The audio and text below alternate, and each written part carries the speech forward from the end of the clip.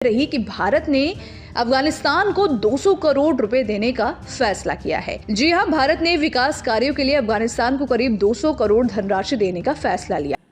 Indian authorities ये कह रही हैं कि हमने 250 मिलियन लोगों को मल्टी डायमेंशनल पॉवर्टी से निकाला है।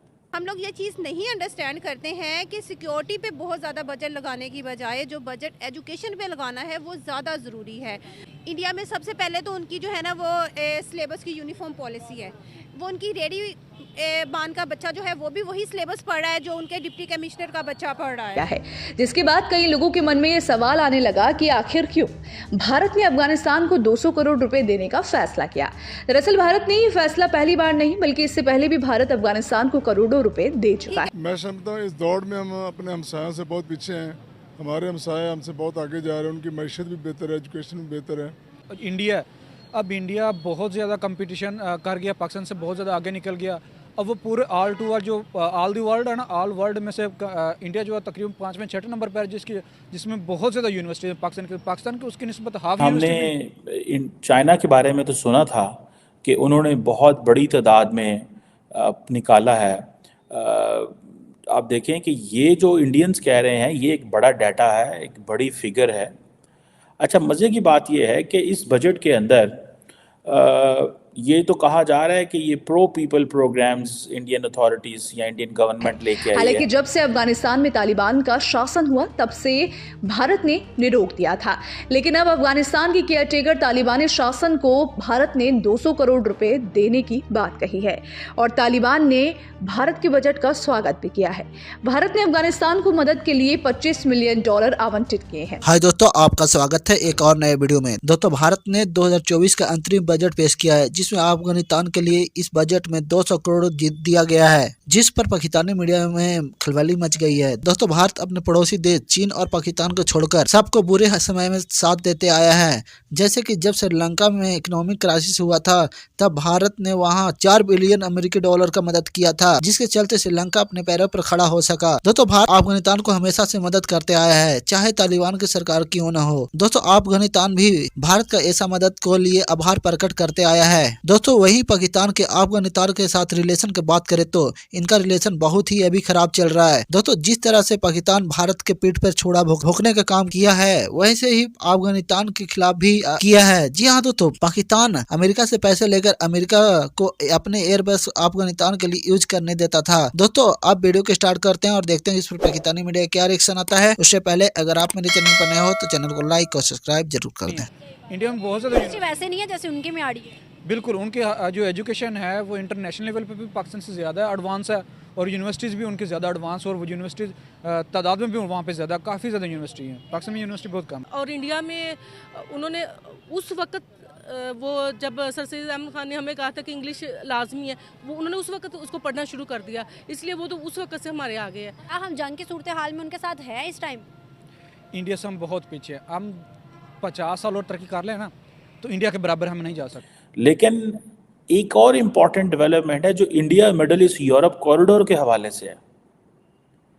ये भी एक इम्पॉर्टेंट चीज़ है। बेसिकली तो नरेंद्र मोदी ये बताना चाहते हैं कि इंडियन इकोनॉमी जो है उसकी जो ट्रेजेक्ट्री है दैट इज़ अपवर्ड, और वो कह रहे हैं कि ये इन्होंने एक कॉम्प्रिहेंसिव बजट रिपोर्ट दी थी। द इंडियन इकोनॉमी एक रिव्यू था जो कि फाइनेंस मिनिस्ट्री ने तैयार की थी, ठीक है जी। और वो कह रहे हैं कि हम जो थर्ड लार्जेस्ट इकोनॉमी दुनिया में बनेंगे और हमारी जो $5 ट्रिलियन की इकोनॉमी कुछ ही सालों में हो जानी है, और 2047 तक वो कह रहे हैं हमने डेवलप्ड इकोनॉमी हो जाना है। This was a report that was published by the Indian ministry finance ministry की वजह से, जिसका टाइटल था the Indian economy a review, ठीक है जी। अब थर्ड लार्जेस्ट इकोनॉमी भी बनेंगे कुछ सालों में, $5 ट्रिलियन की इकोनॉमी भी होगी 2047 तक, 2047 तक हम डेवलप्ड इकोनॉमी का स्टेटस भी ले लेंगे। ये बड़ी इंपॉर्टेंट चीज़ है। इंडिया अगर अपने 100 साल इस तरह बनाता है कि वो दुनिया की तीसरी बड़ी इकोनॉमी बनेगा, तो then there is a question mark for Pakistan कि इसने 100 साल में क्या किया, और हम 100 साल इसी तरह लड़ते रहेंगे, लड़ते रहे हैं, क्या हुआ क्या ना हुआ। बहुत सारी ऐसी चीज़ें हैं जो मैं समझता हूँ डिस्कस होनी है। पर्टिकुलरली मेरा जो टॉपिक है वो इस सारी डिस्कशन के अंदर वो जो इंडिया ने एक जिसे कहना एक जुआ खेला है, और वो जुआ है कि उन्होंने ये जो कॉरिडोर मुतारफ़ कराया था G20 में, वो कहते हैं ये एक गेम चेंजर है। ये चीज़ पाकिस्तान भी कहता था जब चाइना पाकिस्तान इकोनॉमिक कॉरिडोर आया, तो ये कहते हैं गेम चेंजर है। निर्मला साहिबा कहती हैं this is a strategic game changer, और वो कह रहे हैं कि बिलियंस ऑफ डॉलर्स जो हैं वो आएंगे काउंटर चाइना। इंडिया $125 की बायलैटरल ट्रेड भी कर। पाकिस्तान का जो एजुकेशन सिस्टम है बहुत ही पीछे चला कर बहुत ही लो है। अगर आप आउट ऑफ कंट्री से पाकिस्तान को रिलेट करें तो पाकिस्तान उनकी निस्बत बहुत पीछे है। अगर वो सारी फैसिलिटीज़ पाकिस्तान में मिले तो पाकिस्तान के जो स्टूडेंट्स हैं उनको अब्रॉड स्टडी करने जाना नहीं चाहिए, तो उनको सारी फैसिलिटी पाकिस्तान में मिले। तो इस लिहाज से पाकिस्तान का एजुकेशन जो सिस्टम है वो बहुत पीछे है, और इस लिहाज से हम बिल्कुल भी एजुकेशन पर ध्यान दे ही नहीं रहे। अगर हम बात करें हमारा पड़ोसी मुल्क हिंदुस्तान, क्या उसका एजुकेशन सिस्टम हमारे जैसा या हमसे बेहतर है? उनका जो सिस्टम जो एजुकेशन सिस्टम है पाकिस्तान के लिहाज से बहुत आगे। अब देखें ना, जो इंडिया, अब इंडिया बहुत ज़्यादा कंपटीशन कर गया, पाकिस्तान से बहुत ज़्यादा आगे निकल गया। अब वो पूरे ऑल टू ऑल जो ऑल द वर्ल्ड है ना, ऑल वर्ल्ड में से इंडिया जो है तकरीबन 5वें-6वें नंबर पर है, जिसमें बहुत ज़्यादा यूनिवर्सिटी है। पाकिस्तान की उसकी निस्बत हाफ यूनिवर्सिटी भी नहीं है। इंडिया में बहुत ज़्यादा यूनिवर्सिटी वैसे नहीं है जैसे उनके में आ रही है। बिल्कुल, उनके जो एजुकेशन है वो इंटरनेशनल लेवल पे भी पाकिस्तान से ज़्यादा एडवांस है, और यूनिवर्सिटीज़ भी उनके ज़्यादा एडवांस, और वो यूनिवर्सिटीज़ तादाद में भी वहाँ पे ज़्यादा, काफ़ी ज़्यादा यूनिवर्सिटी हैं। पाकिस्तान में यूनिवर्सिटी बहुत कम है। 2024 का बजट निकाला है हमारे पड़ोसी मुल्क हिंदुस्तान ने। अब उस बजट में हमें कोई लेना देना नहीं, लेकिन सबसे खास बात क्या निकली, उन्होंने कहा हम तकरीबन ऑलमोस्ट 400 यूनिवर्सिटीज़ बनाएंगे 2024 में।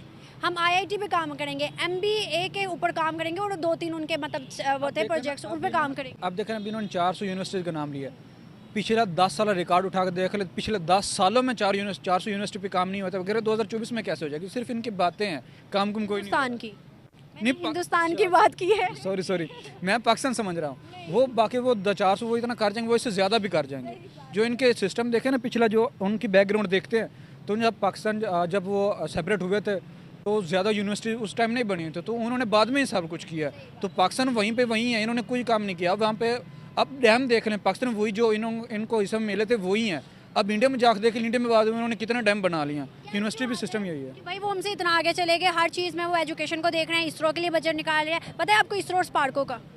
अब देखें ना, अब जो पॉलिटिशियंस जो हैं, अब जो पाकिस्तान के पॉलिटिशियंस हैं वो ये चाहते हैं, जो बड़े बड़े स्टेक होल्डर्स हैं, माफियाज लोग हैं, वो चाहते हैं कि पाकिस्तान की जो यंग है ना वो इतनी एजुकेशन लेवल पे आए ना, ताकि हम हमारा मुकाबला कर सकें, उनमें शऊर है।